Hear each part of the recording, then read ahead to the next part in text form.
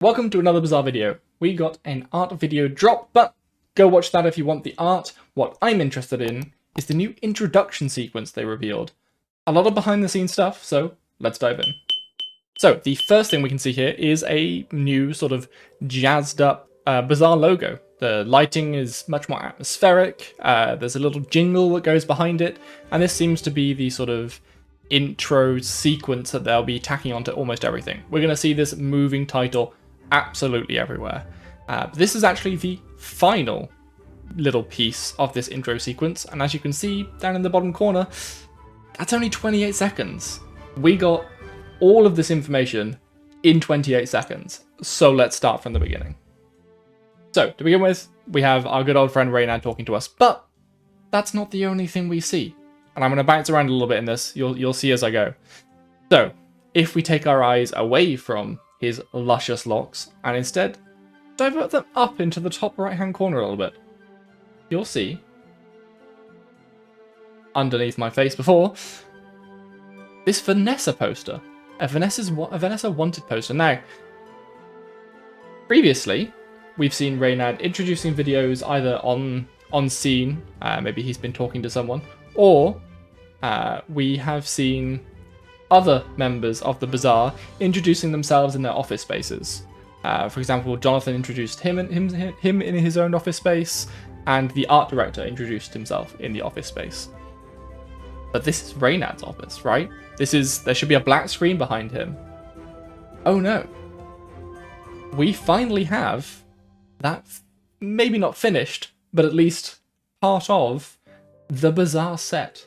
And here it is, in all of its glory. So, there is quite a bit to take in on here. I looked around for as many Easter eggs as I could find, and unfortunately, we're kind of low on Easter eggs, if anything. We do have all of these beautiful, beautiful lamps, these rugs and carpets and other decorations in the back. I can't quite make out a lot of the stuff at the back. There is a lot going on here. But the one thing I did remember, or did recognize, if you look in the cabinets on the left-hand side, you can just see that little curved shape on the far left corner. That's actually one of the vases or pots that we saw him open in his big pot opening stream. If you didn't catch that, Reynad bought a fuck ton of pots back from Turkey and opened them all on stream while answering questions about the Bazaar. We did a video on it ages ago, you can go check it out, it should be a link below. But yeah, that's the only thing I could really spot from back when. I'm sure there are some hidden things in this, but I haven't seen them. Let me know if you find any of them. Let me know down below. Anyway, moving away from just the set, there was more. Oh, trust me, there was more. A quick word on Nyx. This seems to be the company that's driving the art behind the Bazaar. We've seen them come up a couple of times. They seem to be doing pretty good work. And you'll see in places throughout the rest of this intro sequence, the name Nyx appear, or Nix, I don't know how they call themselves. I'm going to go with Nyx. The important thing with Nyx is that we've found an area where they upload some of their art, to show prospective clients and stuff like that. And they have a whole directory of Bazaar art. So, if you want to go check that out, I will try and hopefully remember to put a link to that below. You can go look at a bunch of the art they've done for the Bazaar already. Some of it's old and unused, some of it's newer, some of it we haven't seen from the official Bazaar channel, so apologies if I'm sharing that, but it's out there in the world, people can find it. So yeah, go take a look at that, some of it's really cool. Now onto the actual juicy stuff. We are instantly in with a piece of user interface that we have not seen before. And bear in mind, all of this could change, right? None of this is necessarily going to stay, but we're getting a nice look into things here. So this seems to be the sort of nameplate that I guess would appear on a player if you hover over them, either yourself or an enemy, be that an NPC or well, maybe not an NPC, we'll get there, or an enemy player during battle. So if you hover over them, you'll get their name, their rank, including a ranked symbol. It looks like they've gone for gold rank here, which means rather than going for like an MMR-based system, or maybe even like a ladder-based system, they're going on a sort of more typical rank system. So we'll have like a bronze tier, a silver tier, a gold tier, platinum, diamond, whatever. You get the idea. Masters and Grandmasters probably. So Reynad has somewhere to put himself. We've seen Grandmaster placed around in places, so this isn't too surprising. We then get your hero's stats. So this is an important thing to know.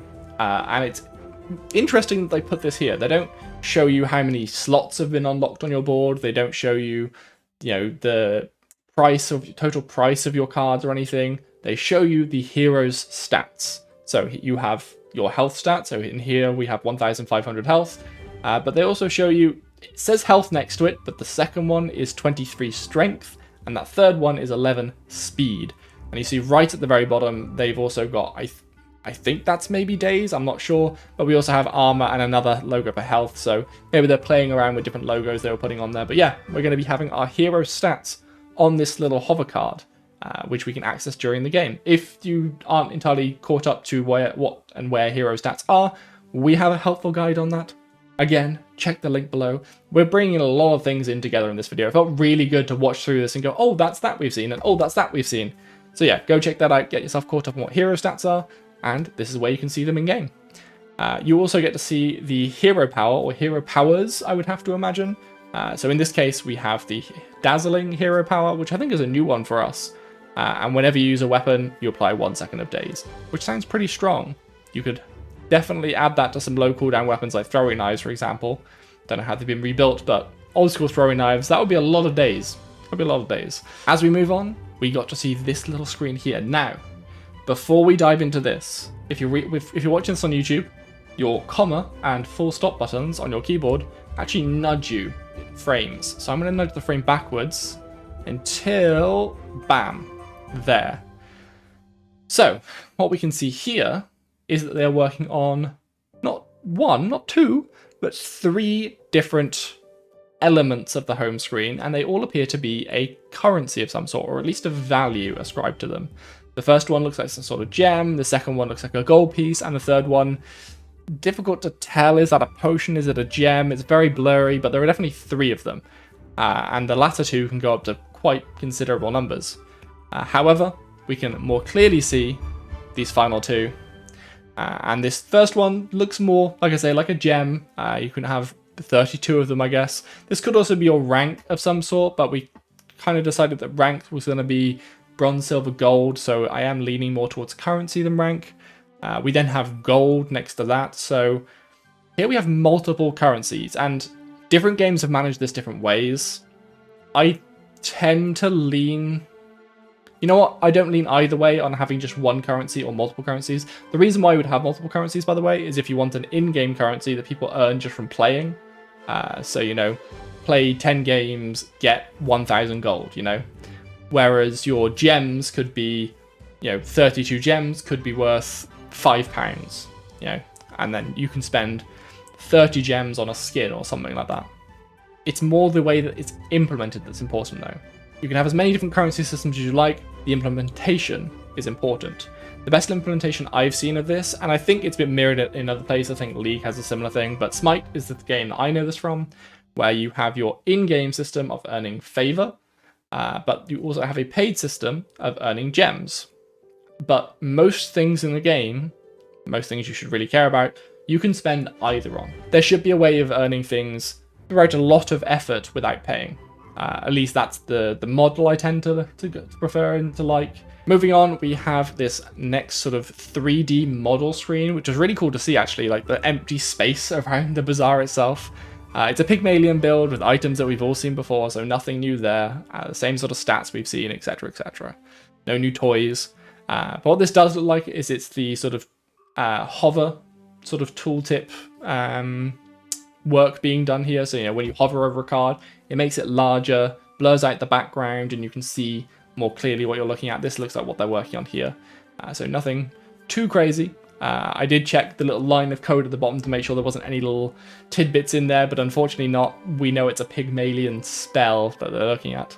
Other than that, nothing I can help you with, I'm afraid. One of the last things we see, I paused it just before it, so you'll see it in a second, is a sort of battle introduction. It's very swift, so pay attention for 1 second. Boom, and it's gone. So this looks like a very sort of quick introduction to a battle. I'd like to see this maybe a little bit more polished. The Pygmalion one on the bottom definitely looks better than the Vanessa one on top, but maybe that's just a preference thing. I'd like the art to be a bit more visible. It looks very blurred. Of course, this is a camera being pointed at a screen, so maybe in-game this is really, really crisp. But just as a general sort of introduction, I actually quite like it. You know, you're going to be going into battle quite a lot. There's a lot of monsters that you can face during the day. So if all of them had this massively sort of overhyped introduction, that wouldn't look too good. Equally, if this is just the introduction for players, maybe I would want something a little bit more spicy, or perhaps a cosmetic to spice it up. Regardless, it's cool to see this in game. It's nice to see that they're paying attention to the small things like introducing a fight. This is one thing that we sort of called for. I think I actually made a post about it at one point, and I said about it in a previous video that it would be really cool to see, you know, the enemy player's name, their rank. I wanted to show off like how many games I'd played on that character, or like what my level with that character was. I thought that would be cool, but maybe we get to see these things added in later on. This all looks like very early stage stuff. And the last thing I have to show you actually is that NPC just behind the bald fella's head. They seem to be working on an NPC of some sort. That's the sort of card frame that we see a lot. They look a little bit like the sort of Aquaman. They've got these like tubes coming out behind them, but I don't think it's the same person. The Aquaman had like very fish-like skin and a giant bowl on their head to sort of give them some water to breathe in. This looks very human. The hair looks quite human, the skin tone. Instead, they look to be more like a techie kind of person. They've got like tubes of, I don't know, different materials floating around. They've got this like high sci-fi like eyeglass thing, so that they can look in closely on what they're doing. And that is where I was going to leave it.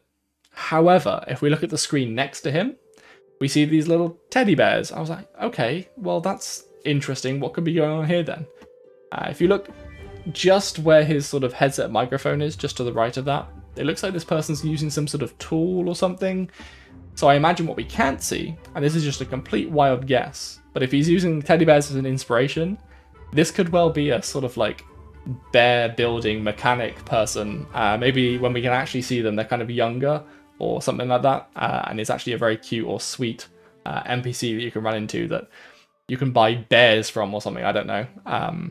Either way, I think that's a really cool idea. I love seeing the little inspirations they're using, and even if they're just using it as an inspiration for like a design on her shirt or something, still really cool to see the process. And that's where we have it. Sign off from Reynad, and we went into the video from there. So this was a relatively quick glimpse at a 28-second clip that showed us a whole bunch of things. A lot to take away from this. I can't wait to see more. Honestly, go watch the full video down below. We get introduced into the whole concept of how Mac was brought into being, which is really good to see a lot more about him. He's been a sort of dark horse that a lot of people like, but we haven't seen an awful lot about his story yet. So yeah, go check that out. Otherwise, like and subscribe. Hit the notification bell because I'm releasing Bazaar videos every single week, at least until launch, and then more. We stream on Friday, so go check me out on twitch.tv/GamesPlayGreg. Follow me on Twitter to know when I go live or when I'm posting more Bazaar stuff. And I have been GamesPlayGreg, and I'll see you in the next video. Ciao.